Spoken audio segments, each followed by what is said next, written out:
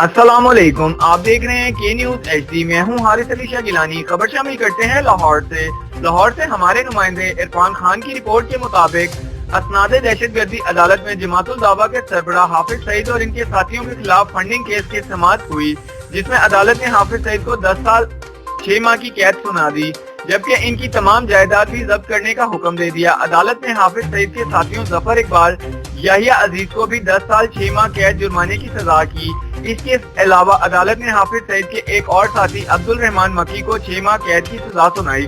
वाज़ेह रहे, हाफिज सईद और इनके साथियों के खिलाफ फंडिंग केस का मुकदमा CTD ने दर्ज किया था, जबकि इसके कबल असनाद दहशतगर्दी अदालत ने हाफिज सईद को 2 मुकदमात में 11 साल की कैद सुना रखी है।